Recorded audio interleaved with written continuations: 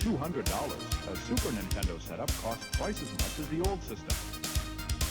For the money, the company promises better pictures, sound, and adventure.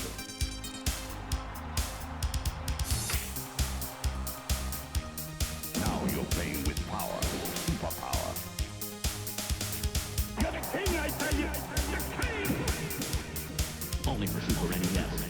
Only on the Super NES. You're listening to the SNES broadcast with your hosts, Soul Blazer and George.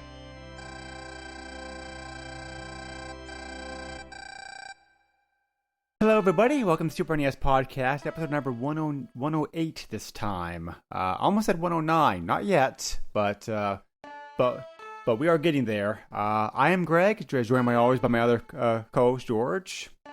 I'm a ninja. You can't see me, Greg. Yes, I'm not here. I'm a ninja. Well, we don't. Well, nobody would see you anyway. Like we just need to hear you. I'm not here. Well, I hope you're here because you're the one who picked us the game for us to play. I'm a ninja. What are you talking about? Yes, George is tipping his hand very strongly as what game what game we're talking about in this episode. And what's the full name of this game that you picked for us, George? Oh no, you're asking me? Yes, I'm asking you. You're the one who picked it, so. Well, we're talking about Inindo. Inindo. How do you say it? I think you're right. That's the way I've seen it like pronounced. Okay, well. Yeah, like Inindo. Inindo, Way of the Ninja. Yes. Yeah. Better, easier.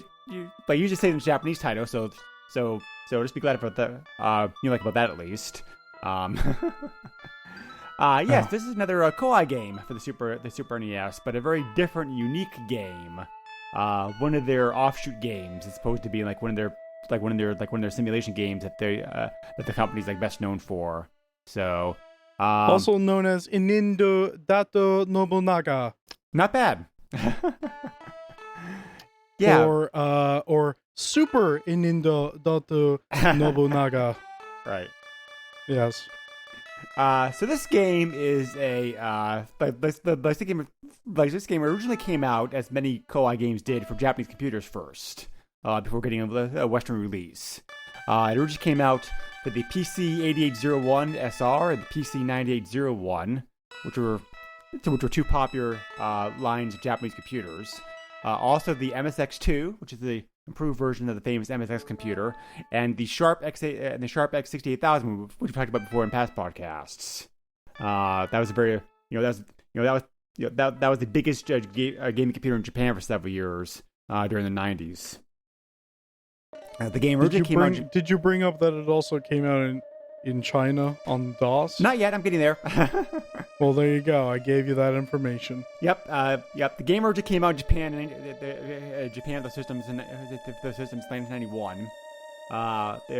Later on the game got ported to Super Famicom with a few improvements to it, and that version of the game came out in '93, and that's the version that got translated and brought over here to the West in March of '93. There was also that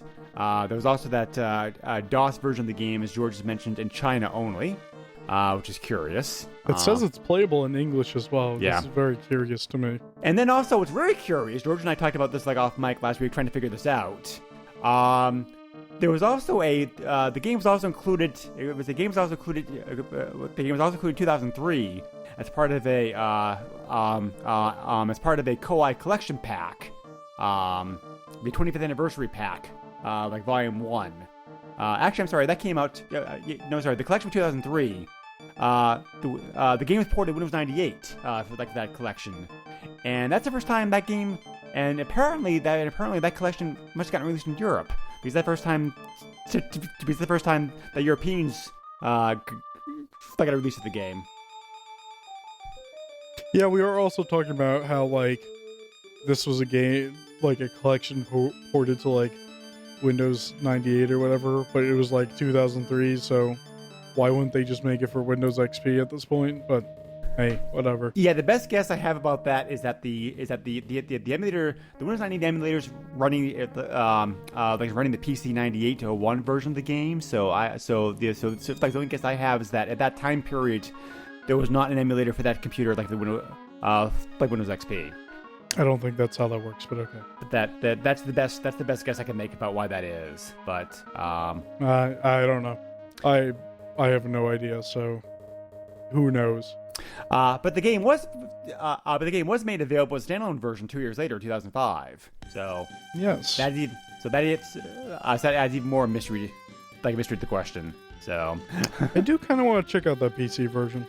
The PC version is probably not as good because I played a bunch of co-op computer games, and obviously, in most cases, the PC version is not as good as the console version because the PC versions came first, and the console versions later on had some improved bells and whistles to it.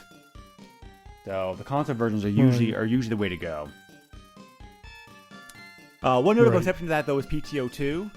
Which I talked about way back in an earlier episode of this podcast. I love that game. It's a World War II simulator game. The PC version of the game, the Windows version of the game is very different in some ways. So different up to the point where I think more versions worth playing. But anyway, we talked about Koei's history, the history and the company itself recently, later in the podcast. We won't shed too much information on that here. But this game is considered officially by Koei to be an offshoot of their Nobunaga's Ambition series, which is one of the most longest running and probably, at least in Japan, the most popular series. I know here in the West, it has to be the Dynasty Warrior series, which is their best sellers. But at least in Japan, the Nobunaga's Ambition series has been the company's bestseller over the years. I've been counting the days, and it's. As of this recording, there's 3 days until Warriors Orochi 4 comes out. Should be a good game. Yeah, they've been posting highlight clips on Twitter of oh, well, we're gonna post highlight clips of this character now. Yeah, looks really good. It looks like it's gonna be pretty good. Right. So this game is an RPG, but it has a few different things that make it stand out from other traditional RPGs, which we'll talk about here as the podcast goes on.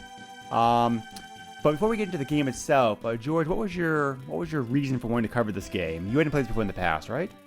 No, I haven't. It looked interesting. It is interesting, yes. I played this game shortly after it came out, and it was a tough game to beat. Let me tell you that. This is not an easy game. Yeah. It's a hard game just to play in general, really. Reading the manual for this game and is definitely I'd argue be a must do. Also, there's a very good FAQ for this game online that also goes through a lot of basics and how to play and helps you out with a lot of things. So anybody getting to the game now is probably recommended. Check that out for sure. So, right. So anyway, the history of this game. So we'll talk about the plot here, a little bit. This game takes place during Japan's Warring State period. We've already talked about this in past podcasts, so I won't dwell too much on this right now. But just to summarize things real quick, Oda Nobunaga was one of the three unifiers of Japan during Japan's Warring State period during the 16th century. Starting in 1560, he started his campaign. By 1582, he had conquered about half of Japan and was looking well on his way to be able to complete the conquest when he was suddenly betrayed by one of his subordinates and forced to commit. He wasn't forced to commit. He chose to commit seppuku to avoid the shame of being captured and defeated in that way. So it's so weird. So the whole honor system that the Japanese have is interesting, but also at least in my eyes, the whole thing of seppuku kind of feels like the coward's way out.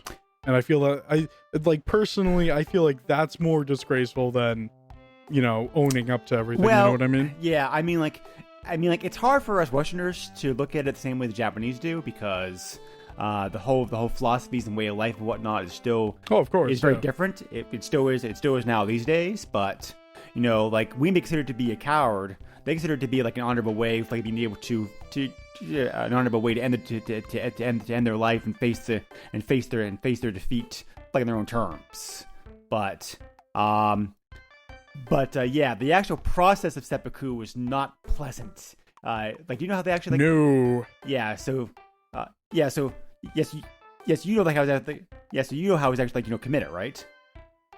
Not exactly, but I have an idea. Well, since it fits with this game, I will go into it a little bit. Those of you out there who are a little bit sensitive may want to block out this part, but Yeah, this is kind of I mean, it's an audio podcast, but Yeah. still pretty graphic. Yeah. If you do not wish to hear about seppuku, please jump to about 14 minutes in. well, the person always had intended with them. So the process was always done with, like, two people. So the general idea was for the person actually committing seppuku to shove a short sword into his stomach and pull it upwards, to be able to do it that way. And if the pain got to be too great, or if he wasn't able to kill himself that way, the subordinate was on hand to chop off his head. I found the article on Wikipedia because so interesting enough, if you go to the Wikipedia article for the game that we're talking about, right? Mm-hmm. There's actually a link to the seppuku article, Which makes sense. Yeah. through that game, Yeah. right? Because Yeah. it talks about Nobunaga. Right. Yeah. If you want to get technical, let's see. It says seppuku, sometimes referred to as harakiri, abdomen/belly cutting, a native Japanese kun reading, is a form of Japanese ritual suicide by disembowelment. It was originally reserved for samurai, but was also practiced by other Japanese people later on to restore honor for themselves or for their family. A samurai practice, seppuku was used either voluntarily by samurai to die with honor rather than fall into the hands of their enemies, or as a form of capital punishment for samurai who had committed serious offenses or performed because they had brought shame to themselves. The ceremonial disembowelment, this is only like one more sentence, or two more sentences left, which is usually part of a more elaborate ritual and performed in front of spectators, consists of plunging a short blade, traditionally a tanto, into the abdomen and drawing the blade from left to right, slicing the abdomen open. If the cut is performed deeply enough, it can sever the descending aorta, causing massive blood loss inside the abdomen, which results in a rapid death by, oh boy, exsanguination. Yeah, that means, like, the person that There's can't another breathe. article for that. Yeah. Exsanguination is the... No, I'm done. I'll just read this by myself. Yeah, and then if that didn't work for whatever reason, the subordinate was also there, back on hand to finish them off. And women would also do this also. By the way, there was a different process for doing it with women, but women also like commit like seppuku. Oh yeah, I see that here on the Wikipedia article. But anyway, this isn't. Yeah, we're done with that. I'll probably put a note in for people who want to skip the talk of seppuku. Yes. This, however, is an alternate history game, which I always really like. I'm a big fan of, like, fiction games, whatever, that look at, well, what if this event didn't happen this way? Because so many things in history were decided by, like, the smallest random chances of fate, or, like, like random meetings, or, like, perfect circumstances, and, like, a lot of things didn't have to happen the way that they happened. So alternate history is, like, like a big love of mine. And this game runs with that idea big time. The idea is that Oda was still betrayed, but he was able to escape his castle somehow. And so you play the role of a Iga ninja, which again has some basis in history, because the Igas were a powerful clan of monks / ninjas that Oda Nobunaga ruthlessly attacked and persecuted during the last years of his reign. So, and you want revenge upon Oda.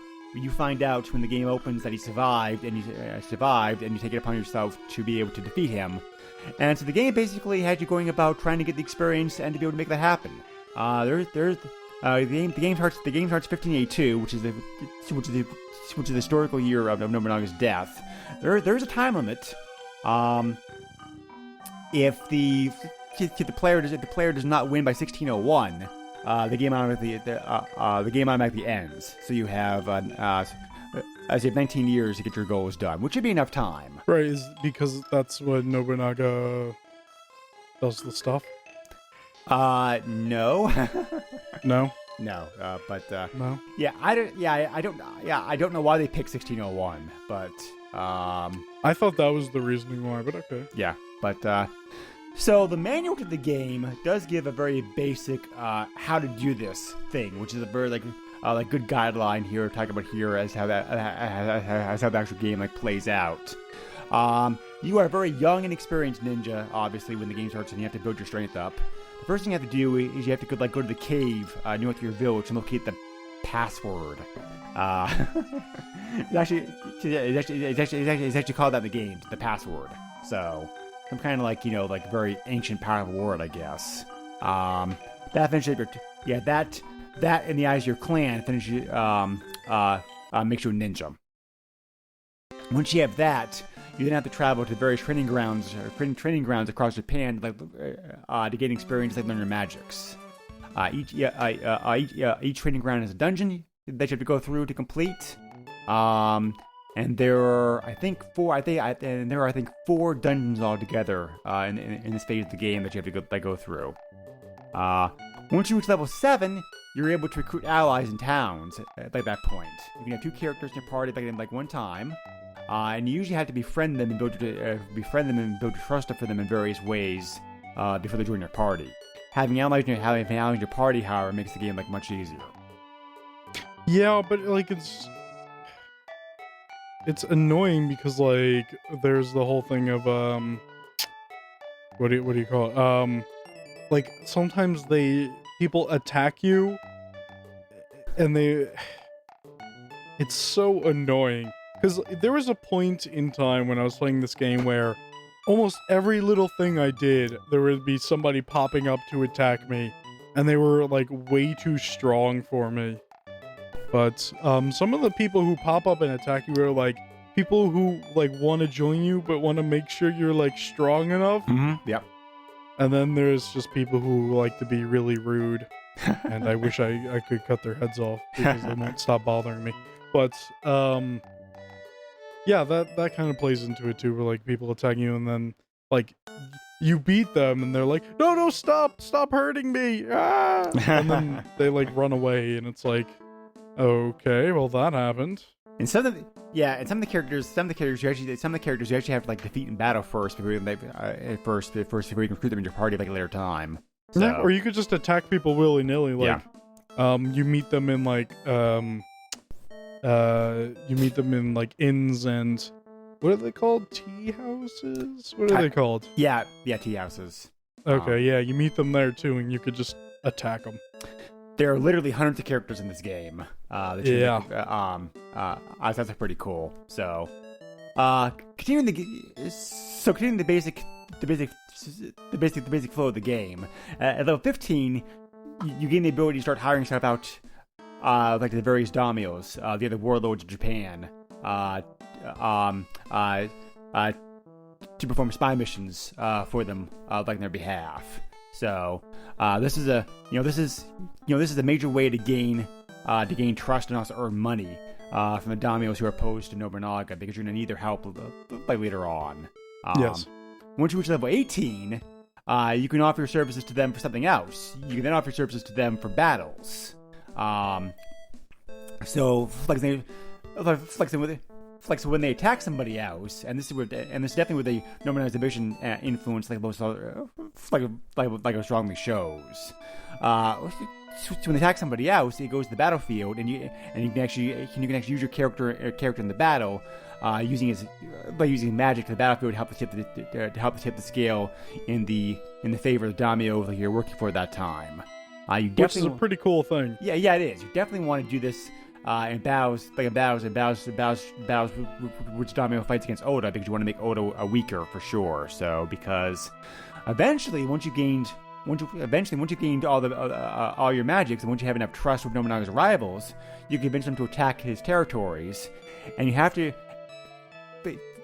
Your ultimate goal is to gain access to Azuki Castle, the Omi province, which can only get to you if a daimyo has conquered one of the neighboring provinces around it.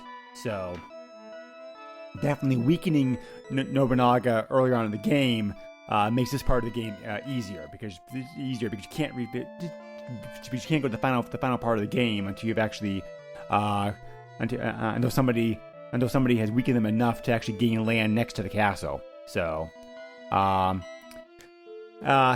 you can't have the daimyos attack those territories until you've actually finished your ninja training. So, finally, when you've done all that, the game goes to the final stage, like to break into Azu Castle, go through the castle, and then have your one-on-one competition with Nobunaga to kill him and get your revenge.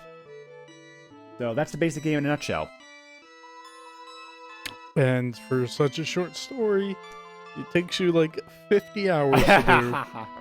Or, if you're not a genius or whatever, it takes you 500. So. Well, games this time period were not well known for their stories. So, I mean, most cases. I don't know. I think there's a decent amount of SNES RPGs that have some good stories. But this is not a traditional RPG. I mean, there definitely are parts of this game which are very RPG-like, but there's also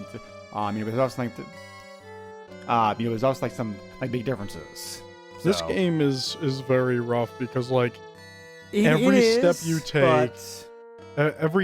take, I keep thinking of that Police song. Every step you take, yeah, I know, right?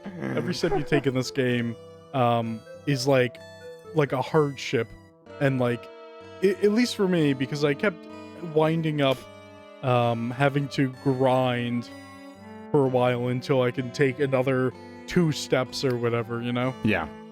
Yeah. There's definitely a power scale. And grinding can be rough because it depends on how you heal yourself. But right.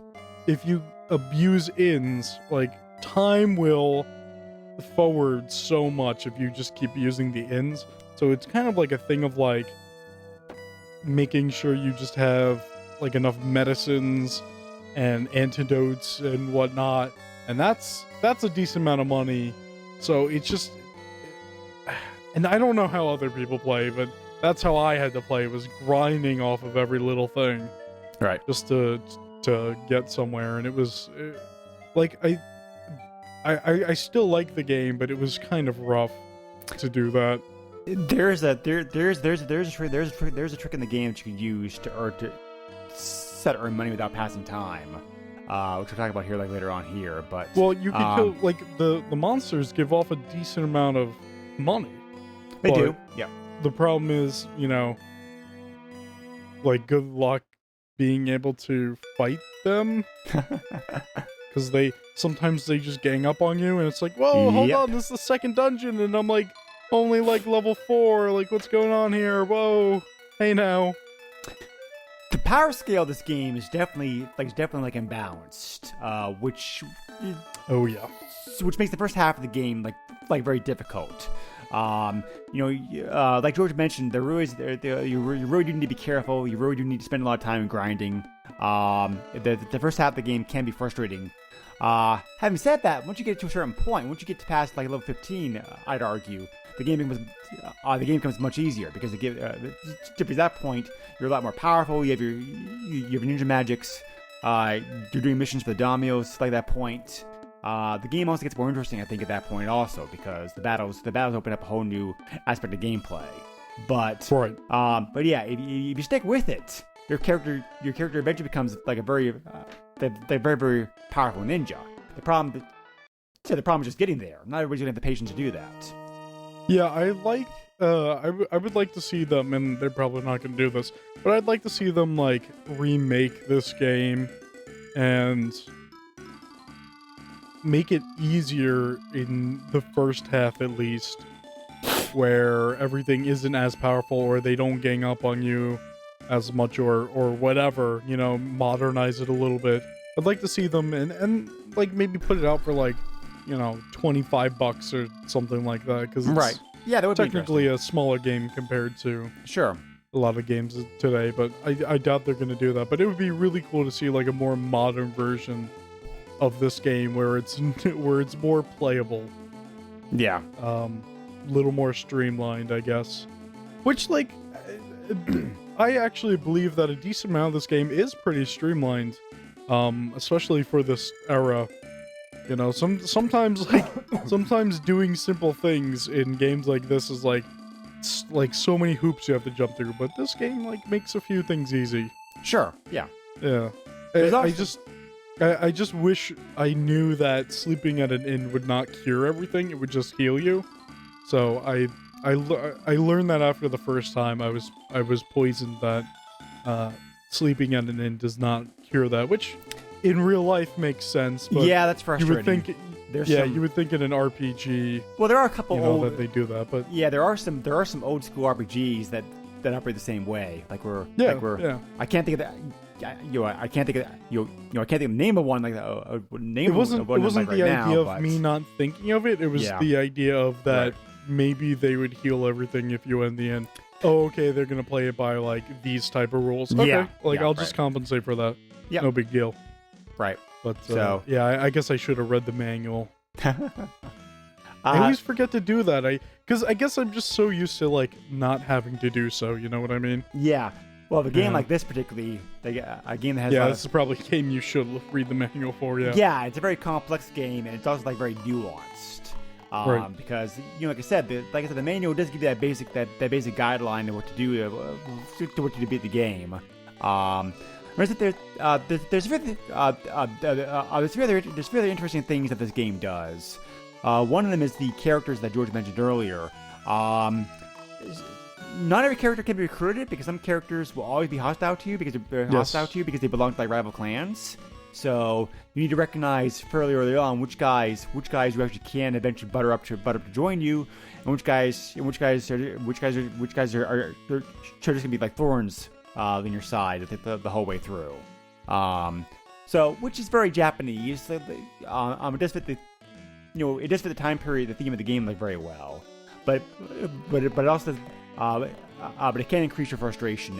It can make certain areas fairly difficult. If you have some bad luck, and run into guys that you wish you hadn't run into.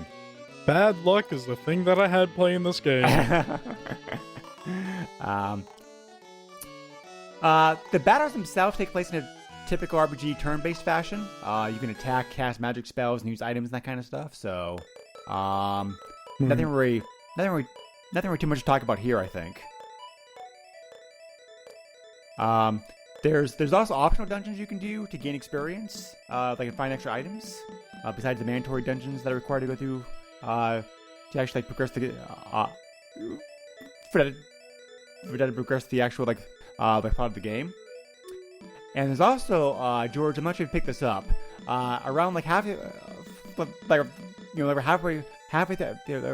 through the game, you actually have a choice of paths to follow. You can either follow the quote normal path or the magician path. I saw that. Yeah, that's randomly selected after completing the first dungeon quest.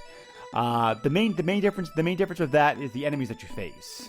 For example, the normal path is your typical normal RPG type encounters, where you're on the magician path. You're going to face both Western and Japanese mythological monsters, such as hellhounds. So it kind of adds an interesting fantasy slash,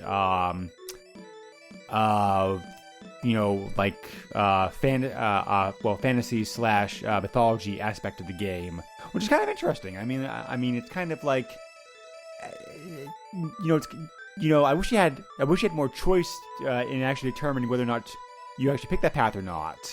But interesting, it's in here. It also adds kind of different flavor to the game because some people I think would really love this, or some people would find it frustrating, not very realistic, and want to stick to the Western, so-called normal path. But then, really, I mean, you're using magic. How realistic is the game to begin with? So, so there are ninja games that let you have the use of magic Yeah. isn't really far fetched, but like making yourself like a ninja mage is like pretty cool. It's an interesting idea that I actually haven't seen in other games where you can be more of a mage in a game where you play as a ninja. Right. I mean, and the ninja did have knowledge of certain arts. That could make them look very, that could be magic-like to people who didn't like know the actual process, but, so. Oh, if we're talking about like magic being realistic and whatnot, I feel like magic was just like an excuse for people who didn't understand like tricks or whatever. It's like, oh, it's just magic. I don't know this magic stuff. What is this? I don't know. So. Yeah. That's a whole nother podcast in itself. Right, exactly. Yeah. As George just mentioned, there are several classes that you become during the course of the game. I think the big ones are like ninja, warriors, sorcerers. I think. And so on and so on. Yeah, I'm not there's several. super familiar with all, but yeah. Yeah, there's several classes. There's several classes. The classes that you can have be the class determine your overall attack power, hit points, magic abilities, that kind of stuff. So, it does allow for some flexibility. Like you're playing through the game. The stats are pretty basic RPG stats. There's power, defense, resistance, speed, intelligence, luck. HP and like magic points. So, this game really does incorporate some very interesting ideas with the grid-based combat system later on in the game about the actual the battles that you can the battles between the other daimyos. Definitely bringing in the Nobunaga's Ambition series influence this game. So I can see why it's a spin-off of that. Time works in a very strange manner in this game, as George kind of alluded to earlier. Yeah, it doesn't pass for everything you do, but certain things. If you're in a dungeon and you're grinding, time does not pass. But if you're outside of a town and you're walking around, time passes. Also, if you sleep and if you talk to people, so on and so forth. Right. Yeah. Also, if you travel for 3 full days on the field map, you have to stop and rest. Yes, you are forced to do so. Right. Yes. You also get reports given to you later.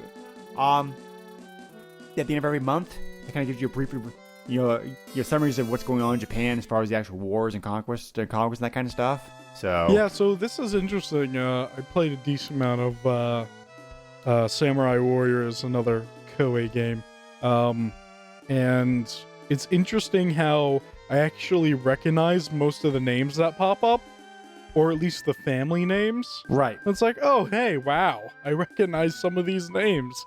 That's weird. So I don't think time really influences anything in the game, though, beyond simply being there to remind you that the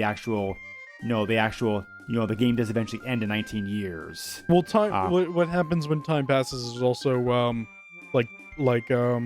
territorial things. Right. Yeah. Leaders of different areas, either they take over or they lose part of their lands, or they're wiped out, or this happens in the land, that happens in the land. I should have said that. Sorry. Yeah, beyond that, I don't think I don't think time passage has any impact on the game. I don't think it's certain people. It doesn't. I don't think it changes up the gameplay too much, really. Right. So I don't know. So the daimyo battles is pretty much a straight carbon. It's almost a carbon copy of how it works in the Nobunaga's Ambition games. So, play one of those, you definitely can feel right at home with this.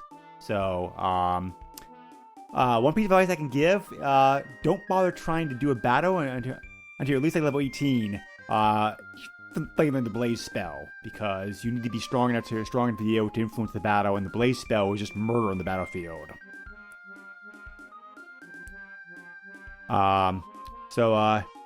let's see. Yeah, with people, you have the option to either ask them about them, get information about them, view, look at their stats and list, ask them to join, talk, basically just makes them raise their trust in you, because you have to trust has to be at least either 40 or 60 in order to be able to have a chance to enlist them. I learned that if you want to talk to someone and they don't want to talk to you, just keep hitting the talk button until they talk to you. I guess that's how it works in real life too, right? Yeah, I guess. You can also attack them though, and then to beat them in combat. That also will increase their trust in you. So, which is weird, but I guess that makes sense. Again, it's a very Japanese thing. So, yeah. But, you can't. Oh, you almost slit my throat. All right, let me fight for you.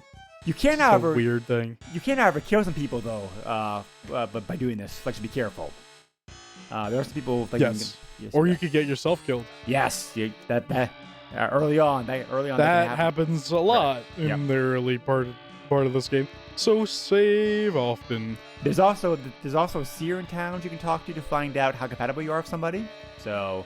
Oh, that's what that does? I thought it was some stupid gimmicky thing where it's oh, I see you killing Nobunaga or something. I don't know. I never bothered for some reason. Yeah. That helps you determine which people the best in your party, because that's not a bad idea. Compatibility will influence the trust will increase or decrease for you over time. If the trust gets low enough, they may desert you. It also influences how much trust you need to be in the first place to recruit them, and also influences how much extra attack power that they bring to the party with you.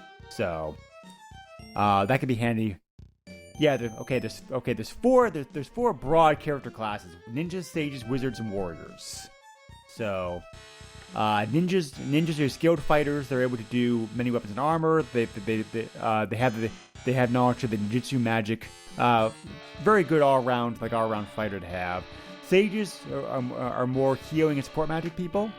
Wizards are more combat and battlefield spells.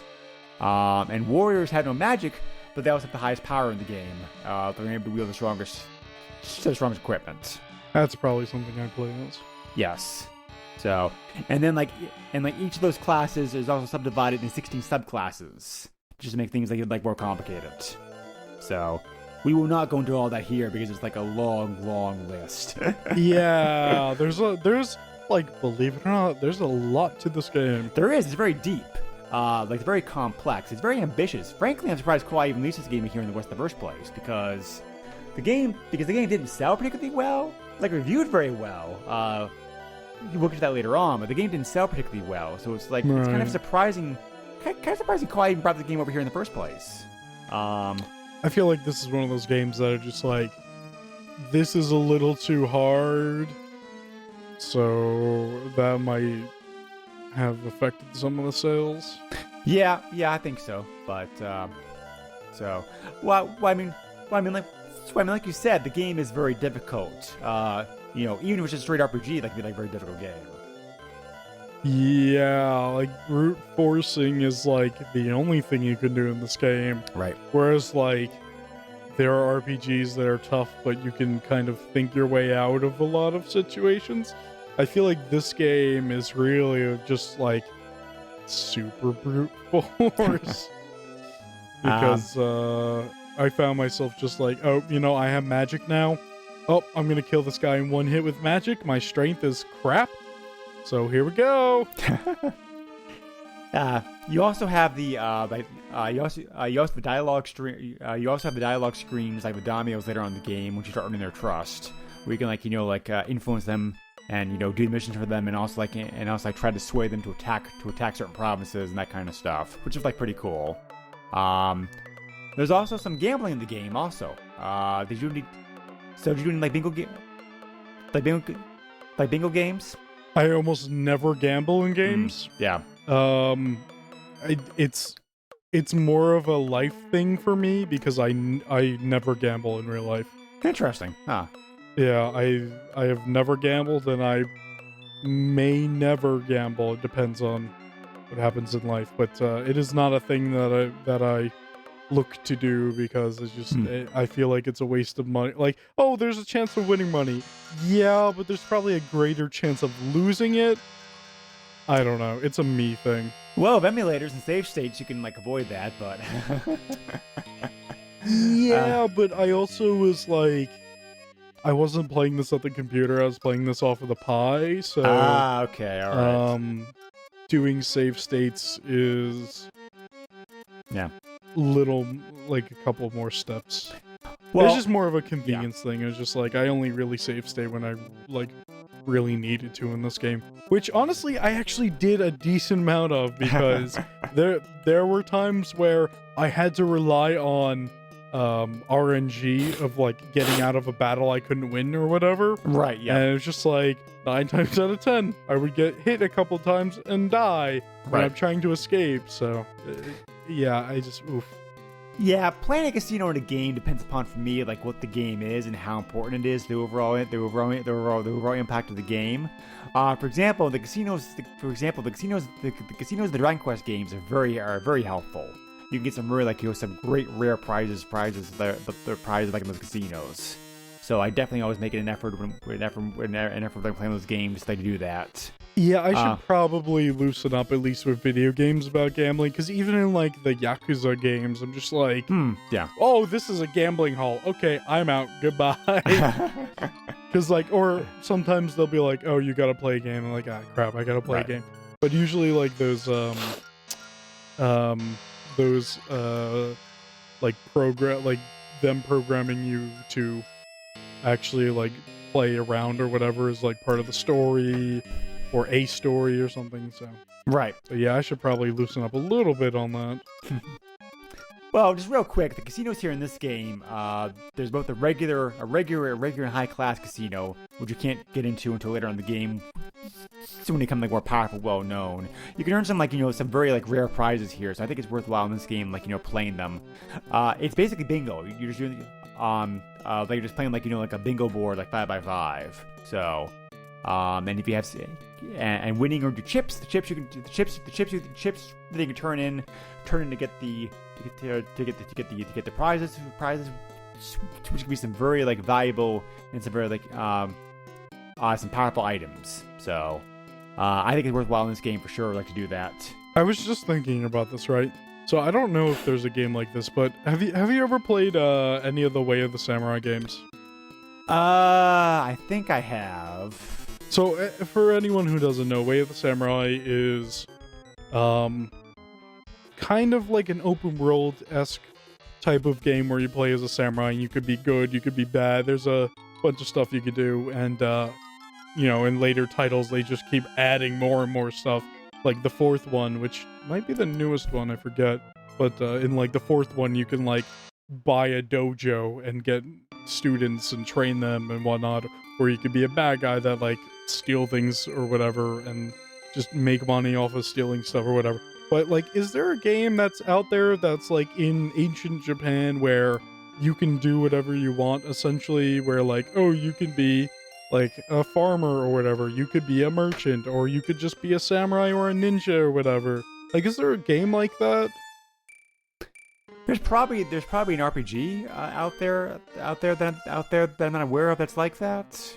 Because for some reason I'm really drawn to games that are oh, you're open-ended and stuff like that. You could do there's combat, but then also there's you can finish this game without combat.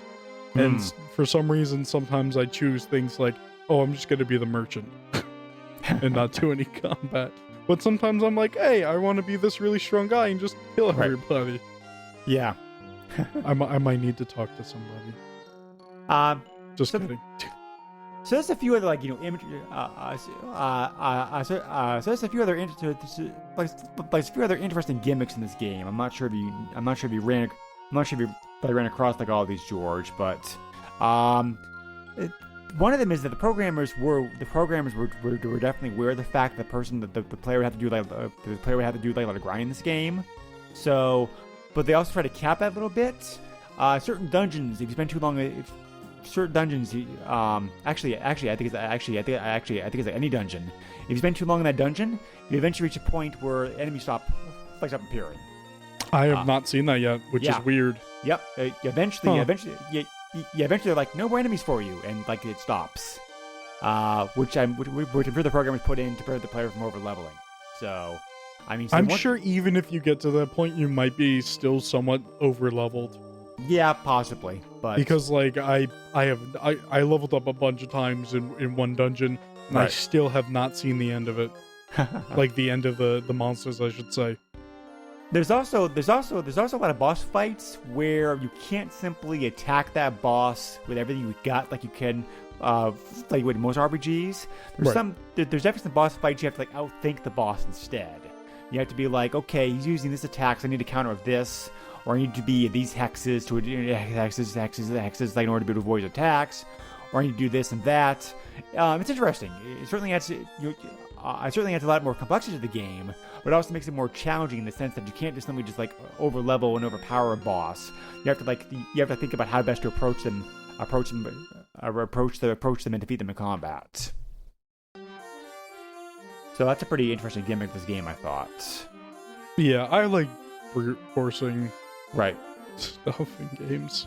There's also at least 2 different endgame sequences, like in the game, depending upon like what you did later in the game, which is like pretty cool. Yeah. Sorry, I'm distracted by something going on in the background, and I can't tell what it is. It's just like a bunch of popping, and I don't. It's not picking up on the microphone. I know that it's too low, but something's going on outside, and I don't know what it is. So my experience. Oh, it's fireworks. It's fireworks. Okay. I don't know why, but okay. So my experience, both beating this game earlier when it came out, and also also looking at some videos online of other people playing this game. Most people beat the game. Most people, when they finish the game, are around levels 34 to 38. So really? What's the highest level? I don't know if there's a highest level. Oh, that sounds good to me. Just keep going. well, it's probably he's got 999 everything. It's probably 99 because of hex systems and whatnot. But 38 definitely strong enough. 30 is definitely strong enough to beat the game with. I'd probably go further than that. But that's just a me thing. Right. And there's a pretty interesting sequence of boss fights that finish out the game also. It's not just like a single fight against Nobunaga. There's other things going on there too, which I really can't talk about too much without spoiling things. So, but it's pretty interesting how it does that. I'm curious now. What are the chances that anyone who listens to this podcast goes and beats this game? Well, a lot of people. I might not even beat this game, Craig. A lot of people have been curious. A lot of people have been inspired to at least try out a game because of a podcast. Oh, of course. Beating it may be a different story, but I think this game holds up pretty well today. I mean, it is a very difficult game. It is very frustrating. There's we're both in full agreement about that. But however, it does some interesting. It's a very interesting idea. It's a very interesting blending of the Nobunaga's Ambition games combined with like a traditional RPG. There's aspects of both of them here. It's also very steeped in Japanese culture and history, which is very refreshing for anybody who wants to play an RPG that's not like so typical Western/fantasy genres and types. So like the game's also got that going in its favor as far as being unique. Anybody who enjoys a very different, unique game that has patience and is willing to take the time, because the average length of time to beat this game is about 50 hours. So anybody who actually has the time has time to grind through this game, will probably find it to be a very enjoyable, challenging, interesting game. This is definitely one of the more harder RPGs out there. I think not the hardest one. I still think this game is easier. I I still think this game is easier, easier than games like the Ultima games or like the what was that game called? Seventh Saga. Yes. Yeah. So, but yeah, it's very unique and interesting. The graphics, the graphics, George? I'm curious to hear what you think. The graphics are very good. I thought. They're very nice. They're very nice, plush 16-bit detailed graphics.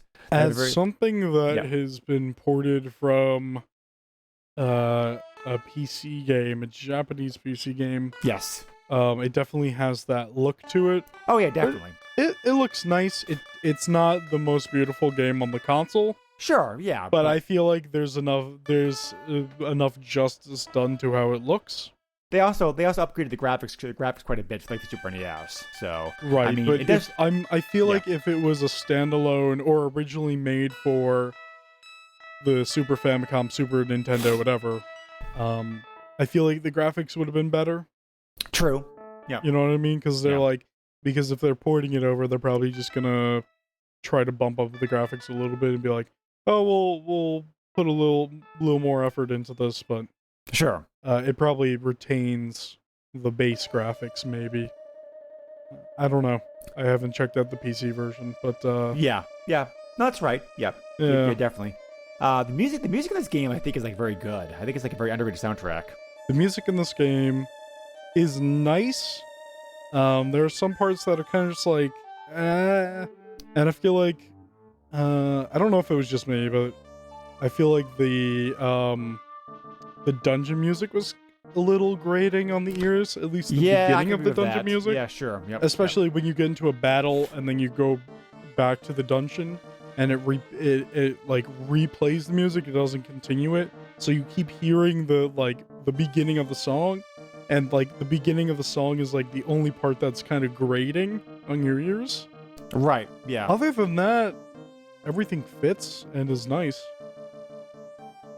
So. Yeah, it's a very appropriate, appropriate track. Also, I think like the actual game itself it has a very Eastern feel to it. So, I noticed that problem also. I noticed that problem also, like the soundtrack in Dungeons. It's not the only game to do that, but most games don't do that, and I'm not sure why this game does. Again, it's probably a holdover. It's probably a holdover like in the original like PC versions. So. I guess that's the best explanation I can think about. So I want to see how the PC version sounds, like the original version. Oh, okay, yeah, sure. So this game did not get a lot of reviews when it came out, but it because it's kind of like a more obscure game, but it did get some attention. GamePro, for example, called it quote an impressive mix of adventure, fantasy, and epic military strategy, and a good RPG featuring myth, magic, mayhem, and history. Very good. So most the few magazines that did cover the game back when it came out, like GamePro, were generally positive about it. The modern reviews of the game are more mixed. But the averaging of all the reviews on Game FAQs from from both like professional and reader submitted reviews averages out to be about 3.5 stars out of 5. So right, which I think is like pretty good. I can agree with that rating. Yeah, no, I agree. I feel like if the difficulty of the beginning half of the game was toned down a bit, I'm sure it would have gotten a little bit of a higher rating. Yeah. So I already kind of shared my final thoughts about this game, George. Overall, did you enjoy this game? I did, yes. I wish I was able to get further, but the difficulty was really kicking my butt.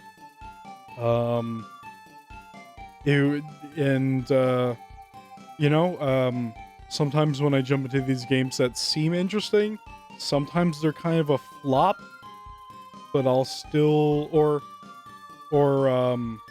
they're not what I expected, but I'll usually still play them. This is definitely a game that when I was interested in, I jumped in. I was like, okay, well, this is an old Koei game, probably going to be very difficult to say the least. And it turns out that was kind of true. So I guess my expectations were almost perfect on this game for what I thought it was. But yeah, I'll probably try to finish this game at some point. But I like it. Yeah, I definitely think it's worthwhile. Like I said, this game stands out as being like a very like unique, interesting mix of like RPG and RPG and strategy aspects with it. Especially like I can't think of too many ninja games back in that era. Yeah. Well, even nowadays, there's not really that many ninja games. I mean, there's a few I can think about, but there is a good amount of ninja games, believe it or not. Not like many, but right. There's a good amount. So, yeah. If it's cheap enough, I'd be willing to actually buy this game. Well, we'll get to pricing in a moment. Pricing is actually like all over the board. Much to my surprise, but oh boy, I just want to mention here real quick because I brought this up earlier. Anybody who wants to give themselves a leg up on the game, not only do I recommend like reading the manual and looking at the FAQ that's available for this game, like a game FAQs, but there's also on there in the cheat section a strategy to be able to gain money without passing time, and it's a pretty easy it's a pretty easy process to follow. I won't walk the listener through the whole process here, but it's fairly easy to do, and it's a pretty recommended definitely recommended to do early in the game. Because it involves you being able to get a good amount of gold without too much hassle, and with that money you can turn around, upgrade your equipment earlier, and to buy better items, and really make the first part of the game easier on yourself, which, as George mentioned, is very, very difficult. Yeah. So as I recommend this process, it's lengthy to do, but it's fairly easy to do. Like, no risk to play or like a whatnot. So anybody who needs some additional help, I definitely recommend that process. But yep. So this game is uncommon, like I said. It is available on eBay, but compared to many Super NES games, there's not a ton of copies out there. When I checked recently, there were 24 copies of the game currently listed for sale, and 16 copies of the game like recently sold. Most copies that sold were card only, and those card prices I mentioned were all over the place. There was an outlier that sold. These prices include shipping for only $10. I would definitely pay $10 for this game. Most prices though, most prices though of the game were in the 30s and 40s. The highest card only price was $44. If it was free shipping, I would pay about $30 for this game maximum. Yeah. There were 2 CIB copies. One of them sold with the game, the box, and the manual, but no poster. There was also a very nice poster that came with this game originally, which was a more impressive version of the artwork featured on the box cover, like in the manual. Very good artwork, by the way, I think. So that copy was complete sans poster. That was $30. A copy of the game that was complete with the poster sold for $57. That poster really does make a big difference in price. Wow. So, $10 most definitely worth it. $30. Oh yeah. I think George is right. $30. I think is like a fair price to pay for this game because, because like I said, the only re-release it got was that. Was a part of that Koei 20th anniversary pack. That's probably pretty rare and hard to find these days. And running Windows 98, I'm not really sure how well a modern computer could handle that anyway. So it probably wouldn't, because it's probably a 15-bit program. This is 16. A 16-bit. Right? I'm sorry. Yeah. I'm thinking of other things right now. Sorry. I meant to say 16. Yes. Yeah. So either you would have to have a 32-bit operating system, or you can do a virtual machine. Yeah. And play it that way. There's also, however, like one big bug with that version of the game. However, because the problems like the emulation. Like I said, that version of the game runs the PC9801 version of the game in emulation. Because of problems with that, the third scenario of the game is unplayable. Really? Yeah. So I don't know if that means the game sucks. can't be beat, but it doesn't mean the game is crippled. Anything in to some make way. the game harder is not good. No, it's not. So, but yeah. So beyond that, the game's not been re-released. So, yeah, $10 for the cart's actually pretty good price. I was surprised to see it sell for that cheap, but it's but yeah, all the copies online appear to be real. I didn't see anything going on with like counterfeit or copies of the game, copies of the game. So, well, the game's probably not that. You mean popular like a enough to warrant- reproduction? Yeah, or reproductions either. The game's probably not popular enough to warrant that anyway. So, Yeah. but anyway, yeah, it was fun to go back to this game after all these years. I think it holds up pretty well. It's a very, like I said, you have to be the right kind of player to enjoy this game. I think you have to be very patient, with some time to spend on it, and also understanding about old school games and some of the frustrations that said games can evolve. But anybody who enjoys either RPG or strategy games definitely I think would have some fun with this. It's a very unique, challenging game that has not really been done again since then by anybody else. And like George said, yeah, I think a modern remake of this game would be a lot of fun. It would be interesting if they just added the character to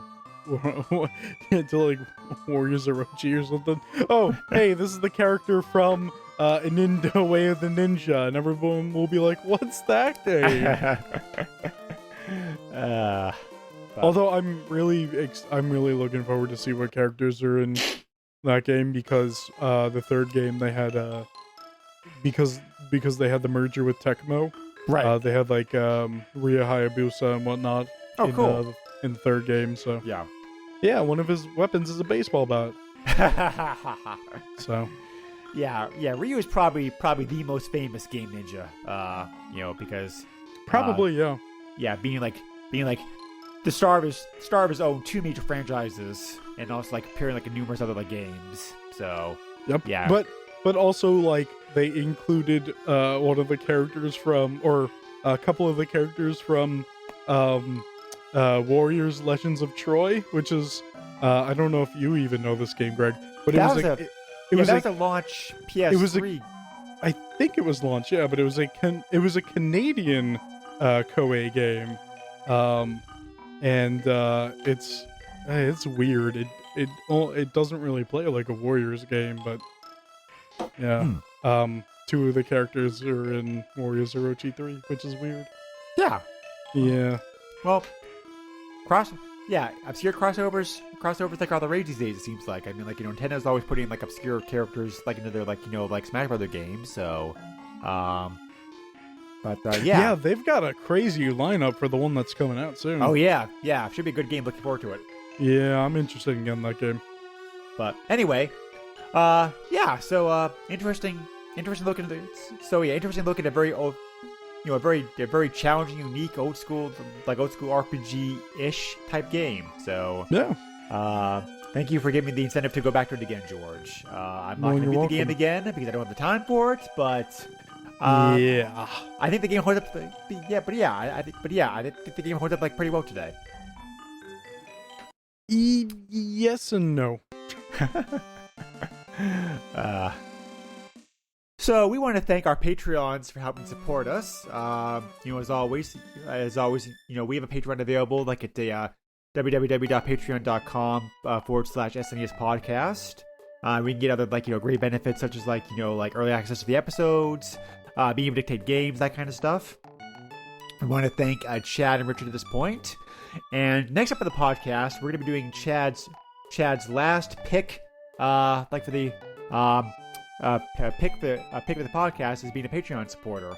Normally at the level currently offered, includes like one pick, but because of a whole bunch of circumstances, including the fact that Chad originally backed the level is no longer offered the Patreon, we've allowed him.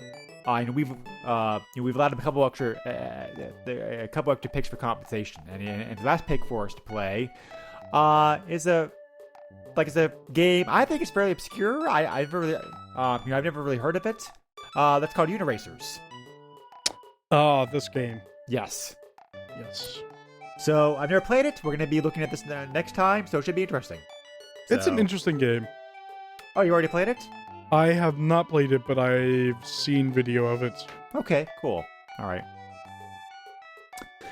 We are also a proud member of both the Throwback Network and Retro Junkies. We can find a whole bunch of other great retro-themed podcasts, both gaming and non-game related. We are also available on Facebook, where you can comment, give us suggestions, likes, that kind of stuff. And we're also available on iTunes, just like your listening pleasure. If you want to contact us, you can either contact us on the Facebook page, or you can also send me an email directly to the SNES podcast at yahoo.com. And George, where can they listeners find you if they're so inclined? Oh boy. Well, I guess if you're interested, you find me on Twitter at Mr. Chief. That's at MISTURCHEEF. You can find me on other podcasts. There's one that Greg and I do. That's not family friendly. Greg has slipped me a note card saying that I should say it's not family friendly. That is PlayStation Power, where we cover PlayStation 2, and PSP games. I also do Master System Masterpieces, where we cover Master System games. Yes, had some interesting games on there recently. Yeah. Always interesting games. So, as always, we want to thank the listener for your support, for listening to the podcast. Thank you again very much, and we will see you again shortly. Goodbye. I'm a ninja. Poof, I'm gone. So take care, everybody. Nintendo controls 80% of the video market. But no matter how you play the game, or which game you play, things definitely have come a long way since Pac-Man. Now you're playing with power. Super power.